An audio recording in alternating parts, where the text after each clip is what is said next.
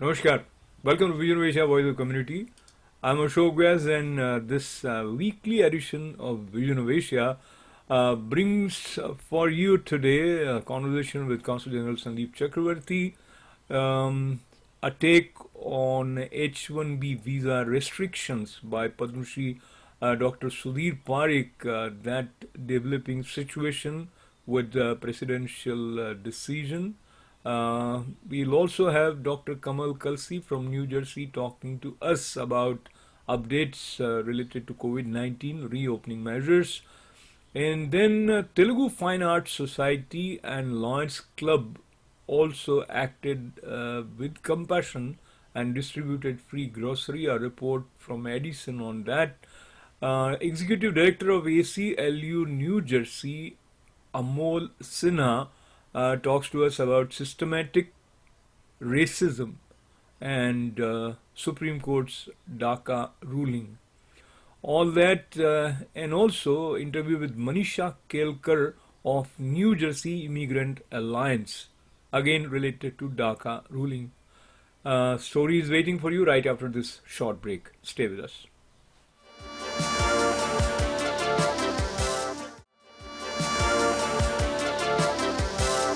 You're watching Vision of Asia, Voice of Community, and we begin with an important interaction with Counsel General Sandeep Chakravarti, who is moving back to India after having served in New York and have connected with community very well, has been very open, and he talked to me and shared some of his reflections. Here are some highlights. आपकी व्यक्तित्व की कुछ बातें ऐसी हैं जिनको सभी लोगों ने बहुत पसंद किया है। आपने सबको अंदरूनी तौर पर यहाँ छूने में सफलता पाई, उसके लिए मैं आपको बधाई देते हुए आपका सीक्रेट जान लेना चाहता हूँ इस बातचीत में। तो और एक बात ये जोड़ते हुए कि हर एक कार्य के अपने प्रेशर्स होते हैं और आपके तो और भी ज़्यादा होते हैं, बड़े बड़े अतिथियों से लेके यहाँ के उत्तरदायित्व। तो उस सबको इस समरसता से निभाने में क्या ऐसी बात है जो आपकी बहुत मदद करती है?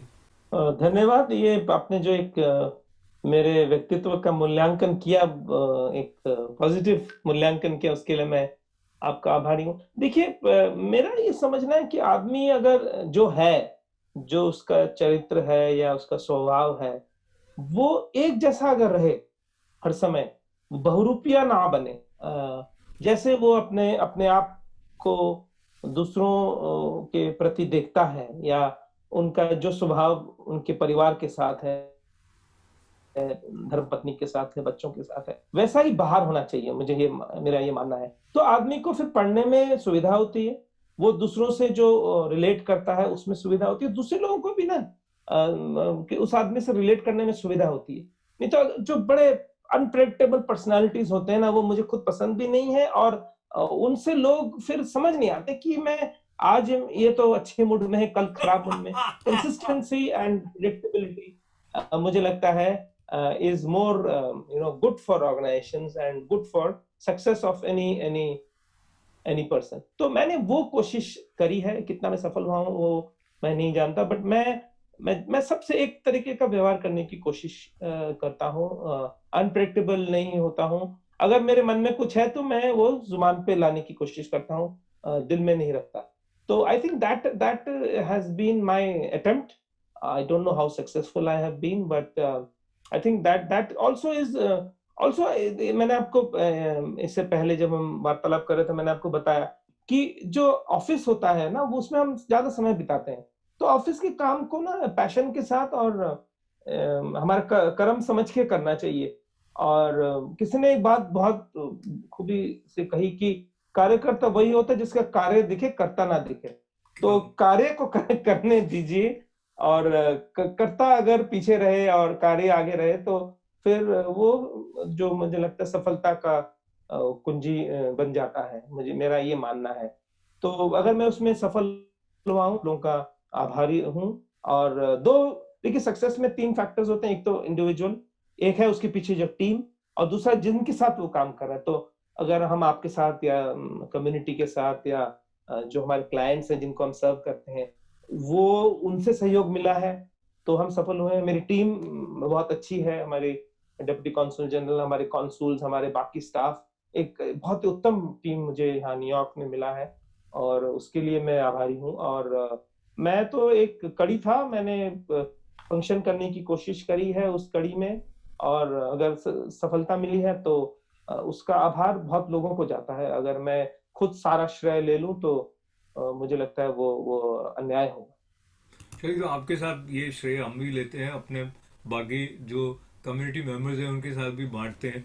और इस श्रेय की बात को लेते हुए आपके अंदर जो स्पष्टता है कि जो कार्य करना है वो किस तरह से करना है, हम उससे अगर कहें कि clarity clarity of one's role, ये बड़ी मदद करती है, तो हमारी प्रायोरिटीज तय हो जाती हैं।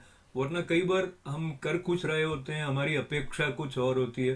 तो अगला सवाल आपसे इस क्लैरिटी के सीक्रेट को जानने में है।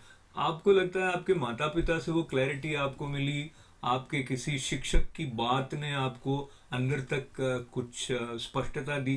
किसको श्रेय इस दृष्टि से आप देना चाहेंगे, clarity about your role in life as well as council general? देखिए, माता-पिता से तो वैल्यूज़ मिली हैं, कुछ-कुछ जो हर हिंदुस्तानी परिवार में हम लोगों को मिलती है। इनफैक्ट हम लोग अगर अमेरिका में सक्सेसफुल हुए हैं, भारतीय मूल के लोग, वो हमारे कल्चर, हमारी सिविलाइजेशन एथॉस, हमारी वैल्यूज़ की वजह से है, जिसमें फैमिली का बहुत बड़ा रोल है। और हम कुछ-कुछ चीज़ें हम सीख के आए आए हैं, भारतीयता जो हमारे में है, वो उसको मैं श्रेय दूँगा काफ़ी हद तक। और दूसरा मैं ये कहूँगा कि जो हमारी लीडरशिप है, पॉलिटिकल लीडरशिप, हमारी मिनिस्ट्री की लीडरशिप, मेरे मेरे एम्बेसडर जो रहे हैं या जो भी वर्तमान में है, उनसे जो क्लैरिटी मिलती है, डायरेक्शंस मिलता है, वो काफ़ी सफलता का श्रेय उनको भी जाता है बहुत ज़्यादा। क्योंकि देखिए, हम लोग तो आइसोलेशन में ऑपरेट नहीं करते हैं। हमारे को जो सिग्नल्स मंत्रालय से मिलता है, हमारी लीडरशिप से मिलता है, हम उसके अनुसार चलने की कोशिश करते हैं। अब कुछ लोग हो सकते हैं थोड़े उदासीन हो, थोड़े कम लेवल पे देखिए, सुर तो वहीं से आता है, सब हमको वाइब्रेट करना होता है। कुछ लोग थोड़ा ज़्यादा करते हैं, कुछ कम करते हैं, सब अपने कैरेक्टर, अपने पर्सनैलिटी पे डिपेंड करता है। तो मैं शायद थोड़ा ज़्यादा कर लिया हूँ, तो लेकिन जो कंडक्टर है वो दूसरी जगह है, मैं कंडक्टर नहीं हूँ, मैं खाली एक तार हूँ। और मैंने बजने की कोशिश की है।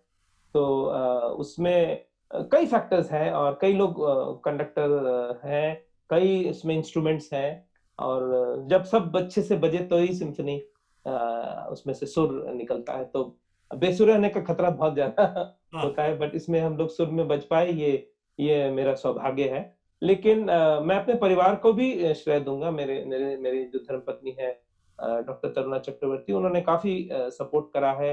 मेरे बच्चों ने कभी मेरे से समय मैं जो उनको दे नहीं पाया, जो नॉर्मल एक पिता का कर्तव्य होता है बच्चों को अधिक समय देना, वो मैं नहीं दे पाया अपने कार्य की वजह से। लेकिन उन्होंने कभी उसमें अपना कंप्लेन नहीं करी, उन्होंने कभी शिकायत नहीं करी, तो उनको भी श्रेय जाता है।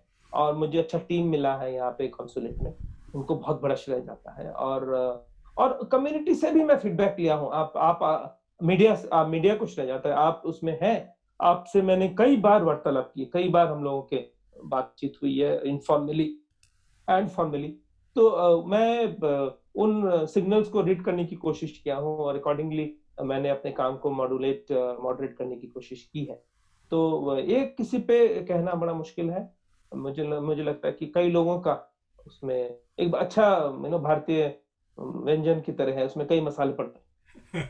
आपकी बात में से कहीं एक आपके अंदर का कवि है वो भी दिखाई देता है, और आपके अंदर लेखक तो है ही है, आपके ब्लॉग्स बड़े अच्छे हैं। पर अभी संदर्भ आया था बच्चों का भी, और निश्चित रूप से उनकी माता जी का भी संदर्भ आया था। पर चूंकि फादर्स डे हम हमारे आसपास है, तो अ, ये जो दिन है जैसे फादर्स डे, अब तो भारत में भी इसका बड़ा प्रचलन हो गया है।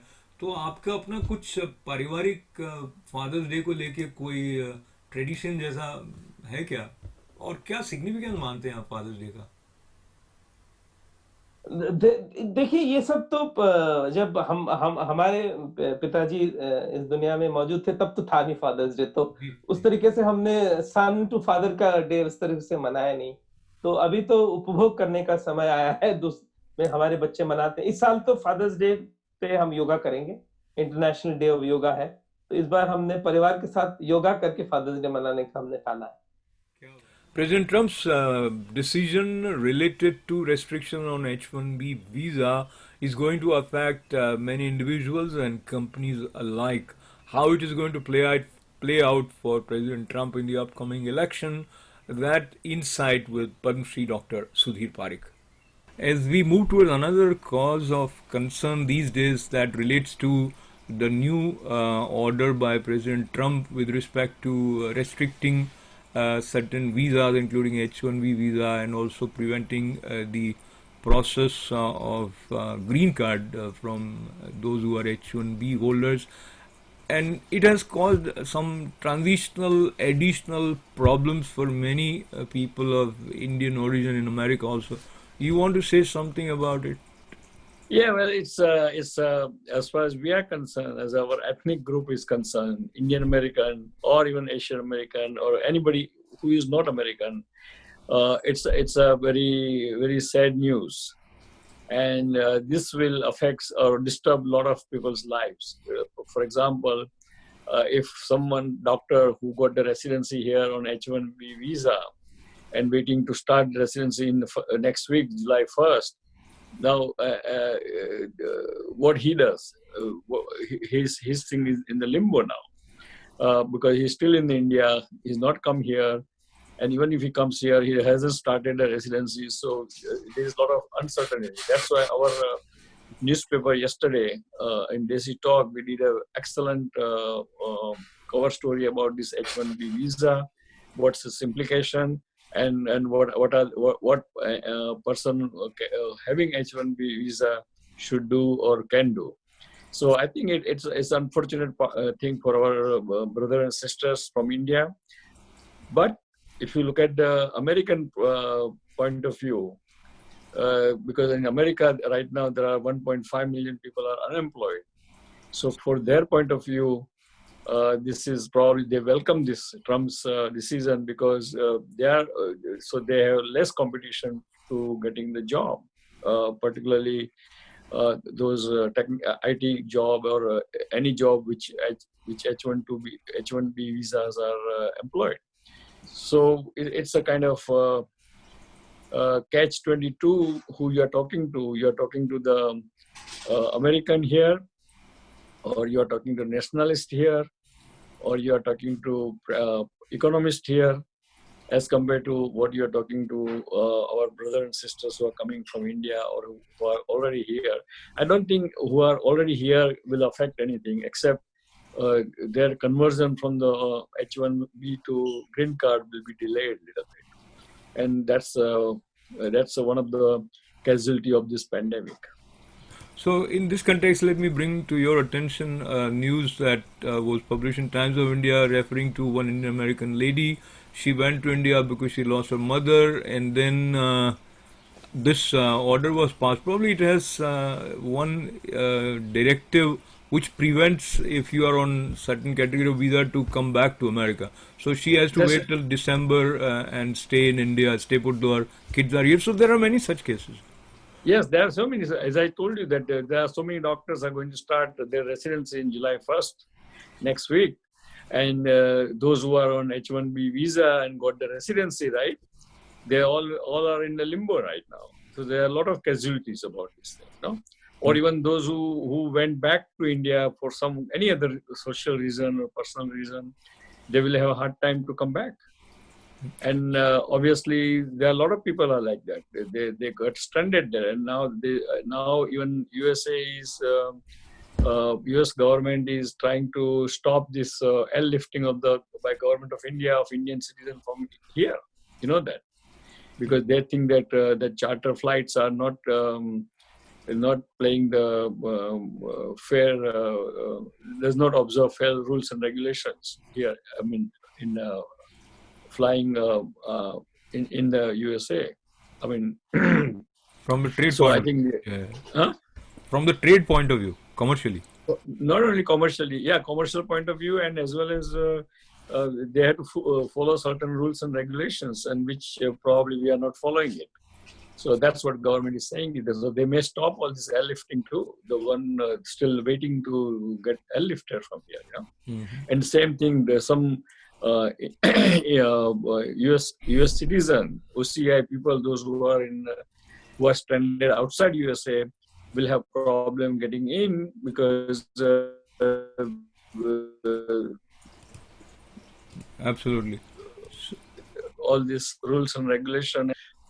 Airlines like United and American Airlines and Delta, all are complained against. So it is not very. It's too complicated situation here, right? Right. So let me just bring to your attention another dimension, which I know it's not very effective in terms of its strength to convey concerns of Indian Americans to President. Or you have been a part of Indian American caucus, and there are many Indian Americans who are active politically. They have supported even President Trump and other politicians. So when they make a decision of this kind, which is going to affect immigrants and especially Indian Americans, should there be a say of this group of people? I don't see that right now. But what we can do collectively as a community to make that happen, that before they decide something like this, which is going to affect a lot of us, they hear our concerns. Yeah, I mean, I always tell. I always when 30 years ago, when I was president of Indian American Forum for Political Education, and as a community leader, I always tell in my speech that we must empower ourselves politically. Unless you empower ourselves politically, particularly the young generation, we cannot claim our piece of pie, American pie. So in order to claim your piece of American pie, you must politically get involved. Unless you get politically get involved, you don't have access to all these lawmakers, those who are making this kind of decision. And therefore, we must form the more and more political pack, and we must donate more and more fund to the American in American elections election. Then we have a voice in administration, and more young people should take part in position and employment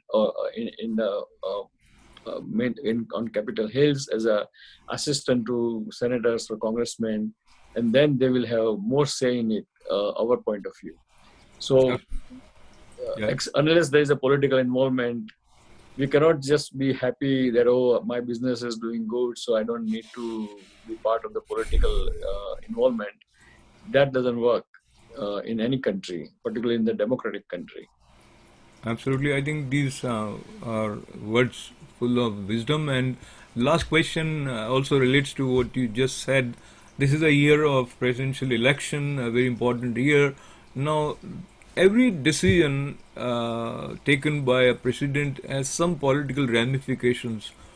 Now, just looking at this decision analytically, do you see it is going to hurt or it is going to help second-term claim for President Trump?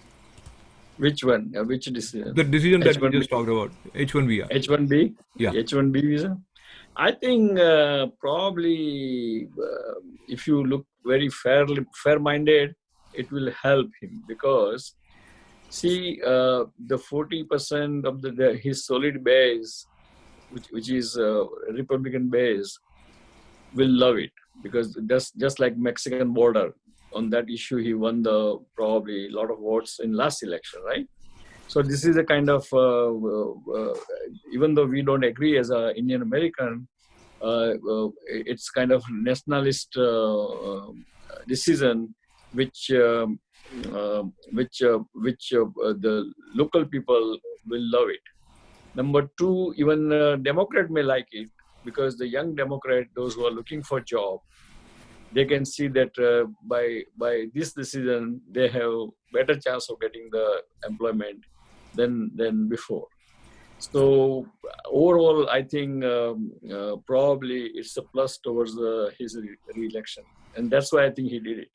You're watching Vision of Asia, Voice of the Community. This program comes to you every Monday, Tuesday, Wednesday, and Thursday at 8 p.m. And a special weekly edition of Vision of Asia is shown every Sunday at 11 a.m., where we are meeting right now. And it is always encouraging to hear your response.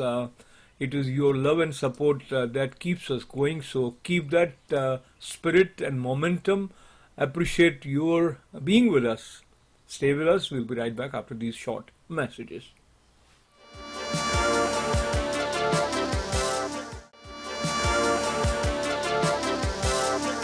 Like New York, New Jersey is also in the process of reopening after COVID-19. Updates on that front as well as measures adopted. Conversation with Dr. Kamal Kalsi. All right, so Dr. Lieutenant Kamal Kalsi, let's just go straight into COVID-19 and a lot that's happening. I have a lot of questions for you. We are currently looking at 2.3 million cases in the country and at least 120,000 deaths in the United States. My first question to you has to be, as a medical professional who's been in the field for all these months now, and you've seen the developments of COVID, what are still some of the uncertainties or unknowns with this virus that we're just not able to combat it? Yeah, it's interesting. I think part of the uncertainty comes with surveillance. Now you're seeing in the news that in some states there's a decline. So certainly here in New York and New Jersey, we've been seeing a pretty steady decline in the number of cases. Certainly we see it as medical professionals in the ICU and the ER. We're not seeing as many COVID-related cases come through, so that's wonderful. But in other states like Texas and Florida, Arizona, they're actually seeing a huge surge of cases. And so I think that creates a little bit of chaos, because in some states, things are okay or getting better. In other states, things are getting much worse. So it's I think it's important that we sort of not use a one-size-fits-all solution and try to tailor the solution to each area that is affected. So I think that's up to the individual governors. As a medical professional right now that we have seen, almost a 3-month lockdown in this country, and we have seen so many measures happen across the board, what are your biggest challenges right now as a medical professional and some of your biggest concerns when we're looking at COVID-19 and its development in the month of June? It's tough to predict where this is going to go, right? Like I have my parents that live with us, my 2 kids, my wife, and it's hard to talk to your family and sort of tell them when things are going to be normal again. Like the kids want to be able to go back to Chili's, and they want to be able to go on vacations and go out to their parks and go on vacation and stuff. And I think a lot of that stuff is on hold. So I think giving a good, honest answer to the public about what is coming, I think is tough, because the answer is that it's whatever is coming is not good. We've not really finished this first wave, and the second wave is going to be likely just as bad, if not worse. Yes, and I'd like to have a discussion on the second wave and also reopening in just a little bit, but I wanted your comments on the drug trials and the current ongoings with the vaccination. How important is this vaccine in terms of getting a solution for COVID-19? And then how do we look at all of these drug trials that we keep on hearing about in the news? However, a lot of them have not really given a proper answer to fight COVID-19, if I'm right. Yeah, you're right. When we talked about hydroxychloroquine earlier, there were a lot of sort of mixed messages about whether or not that would pan out as a good treatment or not. I think most of us now understand, given the body of literature that's out there now, that hydroxychloroquine does not seem to work.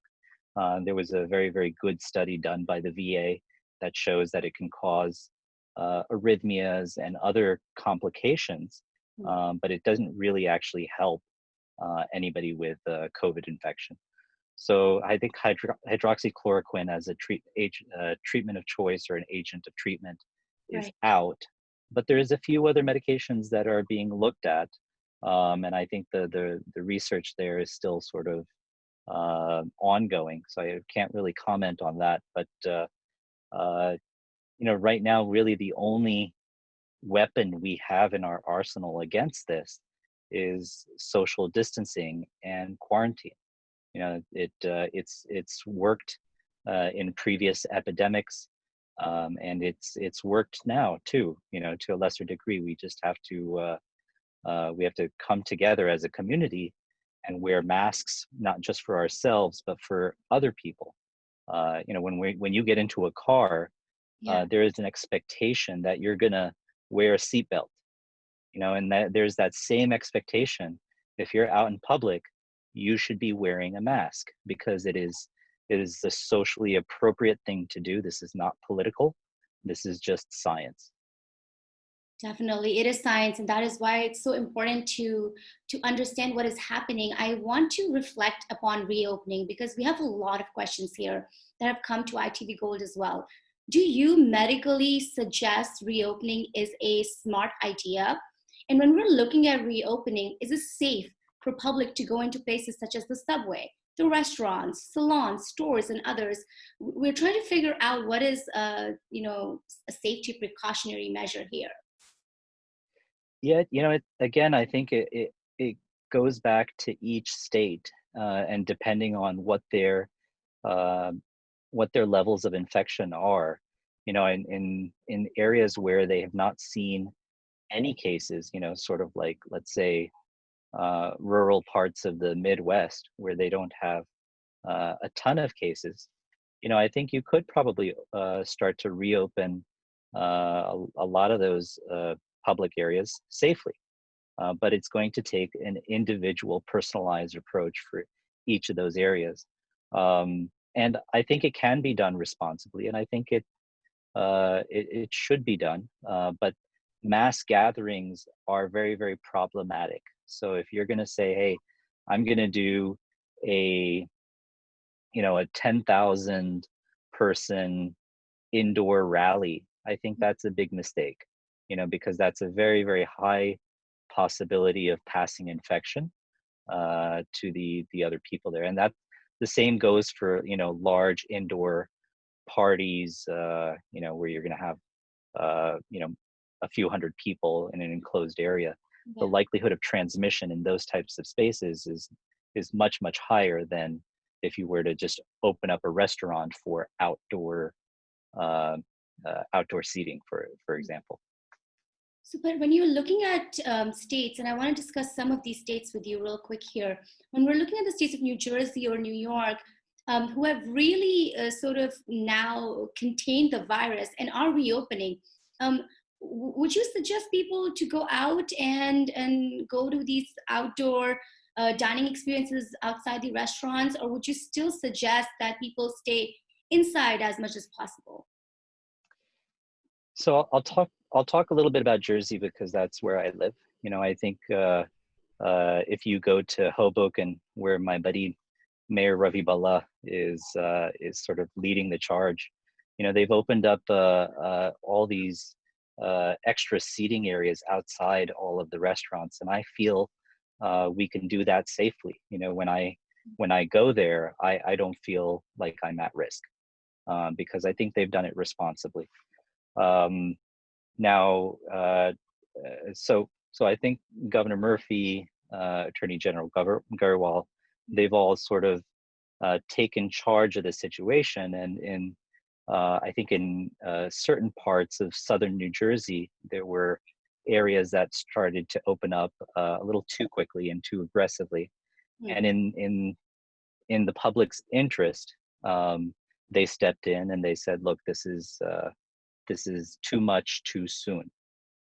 So I think it's important to have good oversight to make sure that we do this safely and properly. And I think that these guys, I think that the individual governors that that are charged with taking care of the public's health should come up with a solution for each of their states. The other question I get a lot by patients is, these COVID antibody tests that are out there now, and as well as the, so you have the COVID nasal swab tests, which, go in pretty deep. And then you have the blood antibody tests. And I think there's a lot of sort of misunderstanding about the two. So the nasal swab, and so I think it might be valuable just to talk about that really quickly. Let's do it. So the nasal swab, the COVID nasal swabs, it's a deep swab. I mean, so it's going into your nose like that much, a good 3 inches into your nasal cavity. And where we take a swab out of each side and we send that off for testing. Typically, it's going to take at least a couple of days in order to get that result back. But that nasal swab COVID test tells you whether or not you have the coronavirus right now, as of the moment that that the swab was taken. Right. The blood test, the antibody test, tells you if you've been exposed to the coronavirus over the last 3 or 4 months, maybe even 5 months. Because what happens is you get the coronavirus infection, and your body will rapidly start to produce these antibodies. But it's not going to produce these antibodies necessarily right away. People sometimes, their immune systems will kick in after a few days, maybe a week, maybe 2 weeks. It's sort of different for everybody. So that's why the antibody test is better at telling you whether or not you've been exposed over the last, several months. But now if you get the antibody test and it's positive, what does that mean? We're, even as medical professionals, we're sort of struggling with that question right now. We don't know if you have antibodies, which I do. I had acquired the COVID infection a couple of months back. Oh, wow. And and I didn't have a cough or anything. I just had some mild shortness of breath, fever, and body aches. So the types of symptoms that you get there's a huge variety of those. So my antibody test came back positive. I don't know if that means that I'm more protected, but we think that if you have antibodies, it should mean that you should not be able to get reinfected, at least in the short term. Now, we don't know if this translates into anything long-term yet. Right. The virus is constantly mutating and changing like everything around us. So, 4, 5, 6 months from now, maybe during this, the second wave that hits us this fall, will we still be protected? I don't know. That's a big question for all of us. It is not just art, but also compassion that moves Telugu Fine Arts Society and Lions Club join hands to distribute free grocery for COVID-19 relief. And that story comes to you from Edison. We're here with the Telugu Fine Arts Society and Lions International, another successful event. They've packaged so many boxes here to give to the needy people of our community in Edison. We're here with our Board of Education President, Ralph. We're here with Biro Patel, Maheshji, and Parul Amin, and we want to contribute every weekend to all our different organizations to make sure everyone is covered and everyone has a meal for them every day, and no one should be hungry. This is the time to ask for help, and make sure you grab a box. Thank you so much.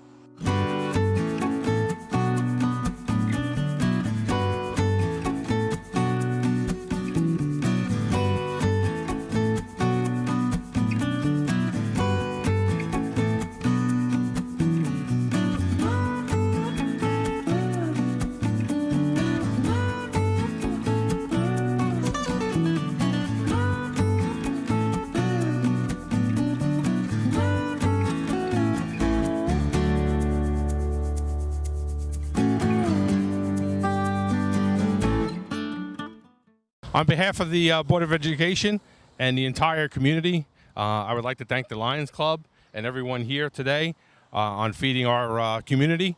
This is one way of bringing everyone together as one community. They do a great job. I've been out here a few weekends already, and the Board of Education and every board member and administrator appreciate everything they're doing for our whole community here in Edison. Thank you very much. Hello, we are here today because Lions and Telugu Fine Arts Society are distributing grocery in a box, very well organized. That's what I would start with. A lot of groceries in a box to so many people in need.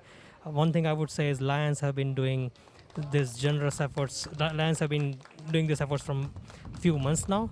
They have been distributing food to so many people on a daily basis. Mahesh Chitnis, he has been driving all the way to Morganville, coming to Edison, and is just helping us distribute food to so many people in need. That's amazing. All the Lions volunteers that we see here, they have done amazing work to fill up these boxes and distribute the groceries.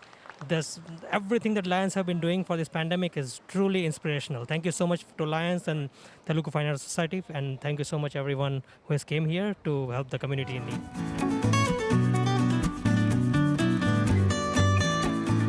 We are here for two reasons. One is to celebrate the 103 years of service of Lions Clubs International. This is the Lions Club's birthday.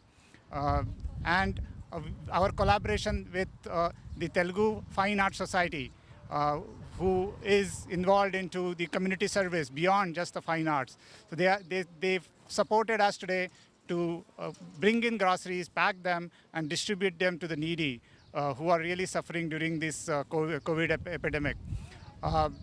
We thank the Telugu Fine Arts Society. We thank several local leaders here like Raj Pandya and Nilesh Dusundi and Parul Patel and Parul Amin and Biral Patel, who helped us to reach out to people to bring them in here and distribute the groceries today.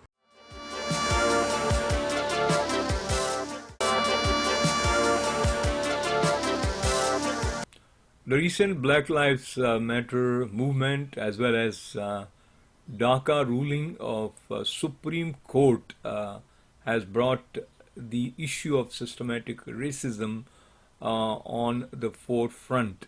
ACLU New Jersey's Executive Director Amol Sinha talked to us about this issue.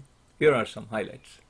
Amol Sinha, thank you so much for being with us on ITV Gold. You are representing the ACLU New Jersey. I hope you're doing well, and I hope the team is doing well as well. Thank you so much for having me. I hope you're well too. Of course, just starting off this conversation, Amol, there's so much to discuss, so I'll go right into it. For our viewers that may not know about ACLU and its incredible works, if you could just educate us into what ACLU is doing currently and what are the amazing, incredible works you do in the ACLU, that'll be great to start the interview. Sure. So let me explain what the ACLU is. It's an organization that's been around for 100 years in the United States. We are a litigation organization, meaning we are in court every single day talking to judges about your constitutional rights, whether it's the right to free speech, to practice your religion the way you choose, to be free from unreasonable government searches, to be treated equally under the law. We are at the legislature as a policy organization every day talking to lawmakers about advancing civil rights and liberties and constitutional rights. And we're also a public education and communications organization where we're shifting the narrative of what it means to be a society that values civil rights and liberties.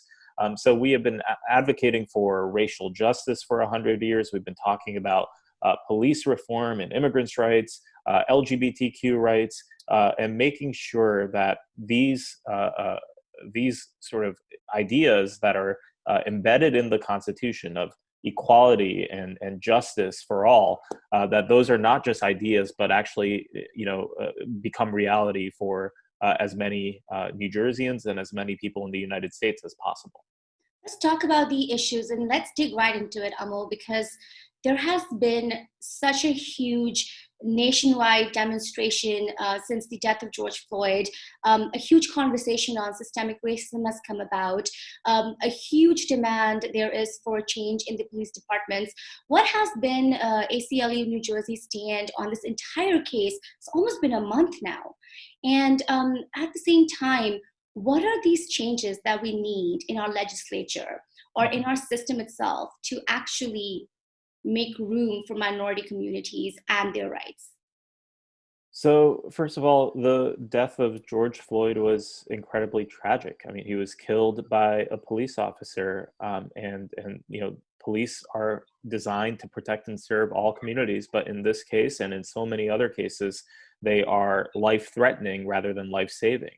And it's really important to acknowledge that, while the death of George Floyd is certainly not the first time a police officer has killed a Black person, there have been countless lives lost as a result of police brutality.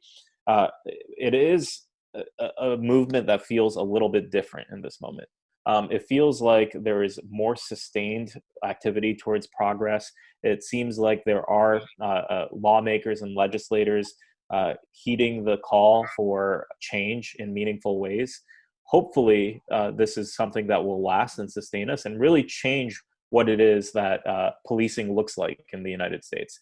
And that's where I think it's really important for us as the ACLU and other organizations like us to follow the lead of Black and Brown community members, to follow the leads of the movement for Black Lives, who are calling for significant changes to police, including divesting from policing and reinvesting in life-affirming services that we know will help individuals and communities. Police have an outsized footprint in this society, right? They have hundreds of billions of dollars annually throughout the country. Every year, there are hundreds more of millions of dollars that go into policing every year in every police department across the country. And it's really important to scrutinize, what we're doing with that money. Could that money be better used in other spaces that don't necessarily require the police, but we call on the police to address those issues? And what I mean by that is, look, instinctively, we as a society have decided that it's necessary to call the police for every single societal discomfort. And I want to change that. The ACLU is calling for a change to that, where, it might be better suited for a social worker or a psychologist or a crisis intervener to go into a space rather than police who are armed. And the issue here is that, look, every single institution in the United States is rife with systemic racism, whether it's education or corporate America or the legal system. Every single one is the medical system. It's all rife with institutional racism, particularly anti-Blackness. But it's the police that we give guns to, right? It's the police that we say that they can break laws that you and I can't break, right? They can run through traffic lights. They can park in front of a fire hydrant. And yeah, they can use force against people and kill people. So we need to have particular scrutiny of the way the police operate in our society. We need to shrink the toxic footprint of policing in the United States and reinvest in those services that we think can actually help people. So from police defunding to the repeal of 50A, we're also looking at bans on chokeholds in certain states. Do you think these are significant changes, or do we need a really big change, possibly a constitutional change, to really truly fight systemic racism in this community? I think the answer to that question is yes and yes, right? I do think that those are significant changes, but they assume the premise of policing as it is, right? They assume that policing should remain the way it is, and we should have accountability afterwards, right? Banning chokeholds, yes, that's important. However, why do we put police in situations where chokeholds are ever necessary, and why do we put people in situations where they may be choked by the police? Why is it that a unnecessary violent non-violent police interaction should ever lead to a chokehold in the first place? I think 50A, which you mentioned, the transparency issue of police misconduct, that's incredibly important, right? We need to know who the police department, who in the police department is conducting bad acts, who is engaging in misconduct, and what is each police department doing to reveal that misconduct to the public, and what disciplinary measures are they taking. All of that is incredibly important. But that doesn't prevent the bad act from happening in the first place. So I think it's important for us to make those sort of back end changes to make sure that we are creating opportunities for people to really understand what policing looks like in the United States and create necessary accountability measures so that we hold police accountable every step of the way. But I think it's also necessary to reckon with the idea of policing as a whole and make sure that we are properly tailoring it to the core law enforcement functions that it was originally designed for, which is to protect us from active violence. Most policing in the United States, 80% of police interactions are for quote unquote quality of life offenses, right? Where people are talking to the police because of noise complaints or because they may be engaging in quote unquote disorderly conduct, right? So it's really important to know that almost less than 5% of police interactions is in response to any sort of violence. So I think it's necessary for people to understand, because oftentimes the response that we get when we talk about divesting from police is, what about violence, right? What about the people that are uncivil towards each other or violent towards each other?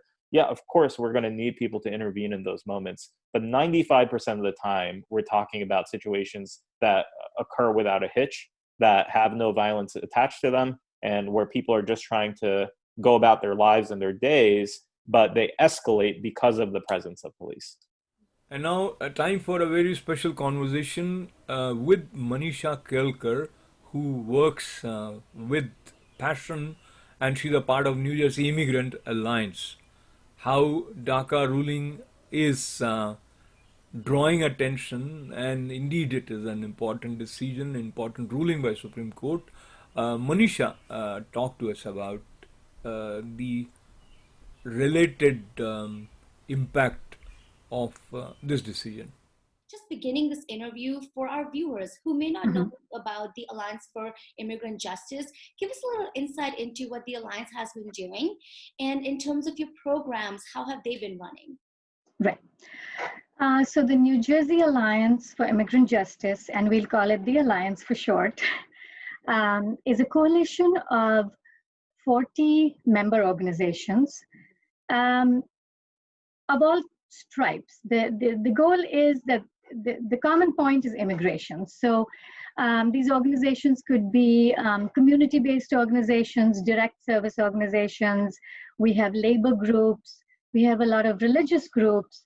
But all of these are working towards one form of immigration support or another.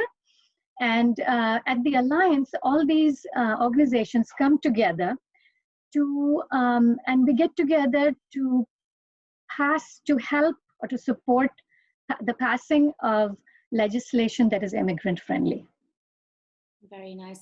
Just talking about what is going on here in terms of the role and responsibility of the immigrant community, and especially the South Asian community. I'd like to reflect upon your opinions on systemic racism and anti-Blackness, and how important is it for us to discuss that right now, everything that's happening amongst the South Asian diaspora, according to you? It's critical. I am so glad that you have raised this topic, this point, this issue. You raised it at the most perfect time, because we have huge subconscious racism embedded in our own communities. We know that, we all know that. I don't think anyone will deny that. But this is a time when we have to face that. We have to face this issue and address it and recognize that it exists within our communities too. When we prefer lighter skin to darker skin within our communities, that's inherent racism. When we look at caste, which is so embedded in South Asian culture, that's a form of racism. It's a form of discrimination. It's a form of creating hierarchies. And it's not that we are especially terrible as a community. creating hierarchies is almost a part of human existence. The point is that we need to recognize that we have been doing it, we have done it. We have to recognize the harm that is done. We have to challenge our own biases and find solutions within our own communities. Definitely. And I am sure you would say that the South Asian community could be one of the greatest allies of the Black community in this cause, especially. Wouldn't you say that? Indeed. Absolutely. We have also faced discrimination of a kind of our own, although nothing that quite parallels or comes close to what Black people have faced. But we have also faced discrimination and still do. So then it should become easier for us to empathize, right? So I think that this is the perfect moment when our own communities should be reflecting. We should all be reflecting on this as central to us. What is missing in this entire process right now, according to you? There's so much uncertainty for the future of DACA, of all these opinions. How are you sort of processing it, and how is the New Jersey Alliance for Immigrant Justice sort of looking at that? There is uncertainty, there's no question about it. There are a couple of different ways that the administration could move and change things for DACA. We hope that won't happen. And given the timeline right now, it probably won't happen anytime soon. But the main goal of immigration, the main goal is to look beyond DACA. DACA is just a deferral. It's a short-term measure. The goal is to find a path to legalization eventually. The DREAM Act tried to do that. That didn't work. It was rescinded. But that's the goal we should be looking at. DACA is the beginning. The eventual goal, hopefully, is a path to legalization. Well, I would go back to the DACA and racism issue that you raised earlier. Two issues that this is the most perfect time of all to re-examine our own biases and to address racism within our own communities. And the second thing is that the DACA issue is home. It is in our homes. And please understand that it is as much an immigrant issue as it is as much a South Asian issue as it is a large overall immigrant issue. Definitely. Well, thank you again for your time, Maneesha. Before we say goodbye from today's Vision of Asia, time to remember with you that we have a very vibrant and dynamic Facebook page of ITV Gold. Be friends with us on Facebook page as well as subscribe to a YouTube channel of ITV Gold and keep writing to us. The email is events@itvgold.com. Stay safe, stay healthy. Thanks for being with us. Till we meet again, this is Ashok Vyas. Namaste.